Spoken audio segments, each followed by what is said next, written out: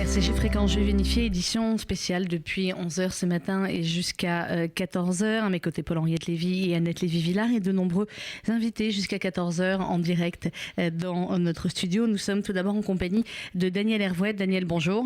Bonjour. Vous avez servi dans les forces spéciales et dans le renseignement français. Vous êtes le contrôleur général des armées, de l'armée française. Vous avez écrit de nombreux livres, certains des romans. Le dernier pour lequel nous vous avions reçu s'intitulait Le Grand Sacrifice aux éditions du Rocher. Quand j'avais lu ce livre, Daniel Hervouet, j'avais été à la fois terrifiée par tout ce que ce livre contenait, par tout ce qu'il pouvait contenir. Et puis en même temps, on se disait c'est un roman. Il y a écrit roman sur la couverture. Et en même temps, vous connaissant et vous recevant pour en parler, vous nous disiez que tout ce qu'il y avait dans ce roman pouvait être vrai. C'est vrai aujourd'hui. Malheureusement, oui, si vous voulez, c'est vrai. Et comme je l'ai écrit, ce livre, il y a maintenant presque 3 ans, c'était terriblement prévisible. Et c'est ça le grand drame, et c'est la raison pour laquelle, si vous voulez, j'essaye, moi, de traduire à travers des romans, des thrillers, les menaces, les dangers qui émergent, parce que la plupart du temps, quand on le dit de manière sérieuse, personne n'arrive véritablement à accepter à la fois l'imminence et le caractère insupportable du danger qui nous menace. Alors, ce danger qui nous menace, Daniel Hervouet, vous le connaissez, vous y avez fait face, vous et l'armée française, qui va devoir y faire face encore plus aujourd'hui. Vous nous parliez déjà il y a quelques mois de ce qu'il faudrait faire. Aujourd'hui, est-ce que, évidemment, nous sommes en période de deuil national, est-ce que les premières mesures vous semblent bonnes, ou est-ce que vous dites qu'il va falloir aller de toutes les manières beaucoup plus loin ? Écoutez, moi, je ne placerai pas ma réflexion sur le terrain réactif. Actuellement, il y a des forces de police, de sécurité qui font leur travail, qui le font de manière remarquable, qui s'investissent jour et nuit et qui le faisaient avant, en dépit du fait que personne ne le voyait. Mais on se trouve dans une situation de guerre, comme l'a dit et rappelé le Premier ministre, qui a dit hier, et ça n'est pas tombé dans l'oreille d'un sourd, nous allons les détruire. Donc quand on parle de guerre et quand on parle de détruire un adversaire, ça veut dire quelque chose d'extrêmement sérieux qui dépasse simplement le stade du pompier qui arrose un incendie, mais qui doit passer par un stade qui est le stade de la guerre, construite, élaborée, face à un ennemi, non pas des délinquants, des déséquilibrés, etc., enfin toutes sortes de catégories de personnes à qui on trouve des excuses, mais un véritable ennemi, un adversaire. Cet ennemi, c'est Daesh, c'est clair. Nous connaissons son idéologie. Et la première chose, je crois, qu'il y a à faire, c'est de prendre conscience de l'impact du poids de cette idéologie et de lutter contre. Alors, lutter contre cette idéologie, moi j'étais atterré hier d'entendre des commentateurs sur BFM qui essayaient de faire dire à un imam qui pensait le contraire que le terrorisme n'avait rien à voir avec l'islam. Et au bout du compte, ce pauvre imam a dit « mais si, ça a un lien, mais ce sont des gens qui sont dévoyés, mais ça a un lien ».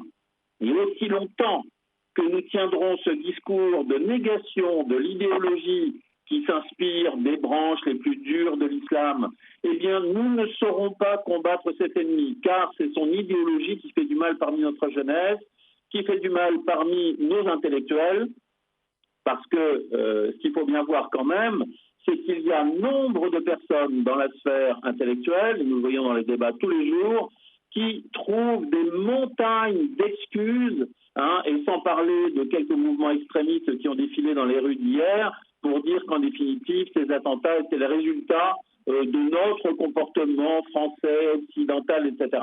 Donc le premier combat que nous devons mener, c'est contre cette idéologie en démontant ces arguments, ces arcanes, ces petits secrets, ces méthodes, ces véhicules également, parce que tout ça, ça passe par des canaux, il y a des voix qui portent ça, il y a des lieux où on diffuse cette idéologie, et ça, il faut absolument considérer que c'est un des premiers objectifs de guerre. Question de Paul-Henriette Lévy. Bonjour monsieur, merci infiniment d'être avec nous aujourd'hui. Moi, j'ai une question assez basique. Est-ce que finalement, c'est ce qu'on disait à propos des services secrets israéliens, donc j'essaie de faire le lien. Est-ce que vous n'avez pas la sensation que Internet et donc tous ces réseaux sociaux finalement rendent le travail du renseignement beaucoup plus complexe et beaucoup plus difficile, parce que finalement il ne s'agit plus tellement d'organisations qui agissent dans une logique, mais ça peut toucher beaucoup plus de monde et c'est beaucoup plus ouvert. Alors ça n'est pas exactement ce qui s'est passé sur notre territoire, puisque là c'était une action très finement montée et méticuleusement préparée, mais est-ce que, donc j'élargis la question, est-ce que la toile finalement ne rend pas beaucoup plus difficile le travail du renseignement, et finalement est-ce qu'il n'y a pas à inventer de nouvelles méthodes pour essayer de faire par feu? Écoutez, les vecteurs sont effectivement un domaine sur lequel il faut travailler, c'est-à-dire les vecteurs de l'idéologie, c'est une évidence. Donc, ce n'est pas moi qui vous dirais que Internet, ça ne démultiplie pas les capacités de communiquer, de transmettre des messages idéologiques, c'est certain. Mais vous savez, les méthodes sont déjà très largement en cours d'évolution. Maintenant, on traite des masses d'informations en y appliquant de nouvelles méthodes pour identifier des zones de risque, de dangerosité. Mais c'est toujours la même chose, si vous voulez. À l'époque où le ministre de l'Intérieur de Napoléon mettait quasiment un espion derrière chaque Français, aujourd'hui, on n'a pas cette possibilité de démultiplier à l'infini la surveillance de tous les citoyens, français, étrangers ou autres, et qui voient démultiplier leur capacité d'action. Donc nécessairement, le risque qui n'a jamais été nul, qui ne sera jamais nul, ne peut pas l'être aujourd'hui non plus. Et quant à ce qui concerne l'anticipation, eh bien, l'anticipation véritable, si vous voulez, j'entends ici ou là des gens qui disent, bon, allez, tous les gens qui sont fichés, il faut les mettre dans un camp pour les surveiller, etc. Oui, mais il y en aura 1000 derrière qui prendront le relais et qui, d'une certaine manière, auront cette capacité à agir à leur place. Donc, en définitive, on ne peut pas tout résoudre à la question du renseignement. Le renseignement est un des éléments, bien sûr, fondamentaux qui permettent de faire remonter les choses, qui permettent d'anticiper. Mais vous savez, le meilleur des renseignements encore aujourd'hui, même si la technique rend d'énormes services, c'est le renseignement humain. Le renseignement humain qui passe par des infiltrations, par la pénétration de milieux radicaux, par la présence également dans les endroits qui peuvent être considérés comme des bouillons de culture.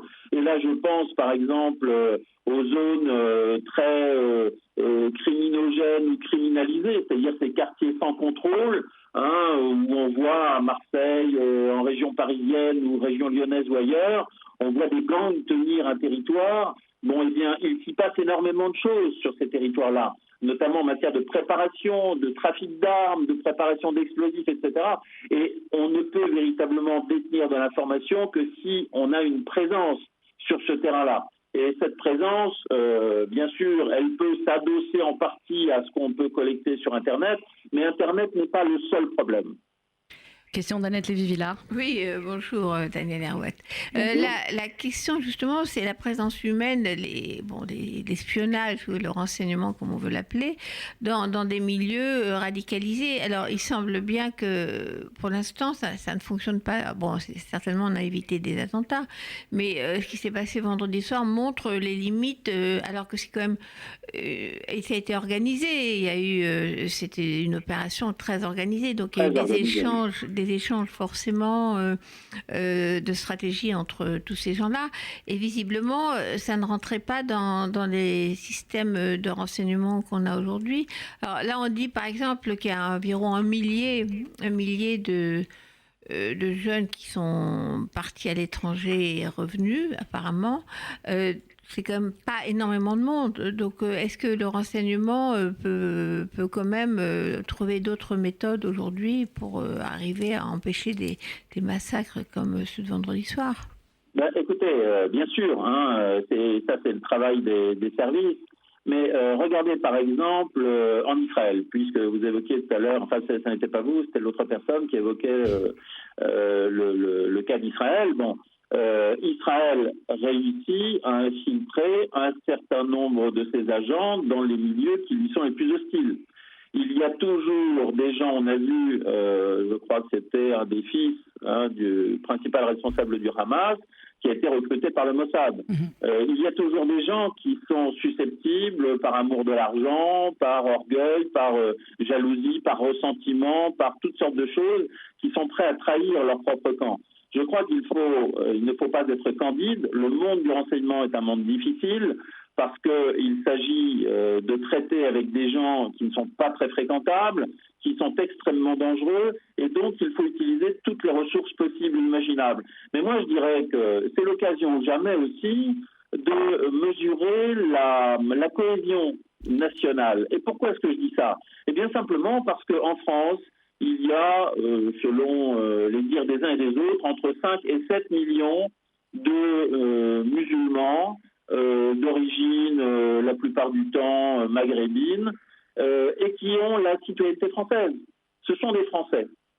Moi, je crois que ce serait vraiment bien, de la même manière que ce serait bien que les imams agissent comme un phénomène de rejet vis-à-vis des imams radicaux, etc., qu'il y ait donc cette espèce de nettoyage interne de la religion musulmane, qu'il y ait également des volontaires, des citoyens musulmans, maghrébins, qui pourraient, dans ces milieux, eh bien, s'intégrer parfaitement, travailler pour les services avec loyauté.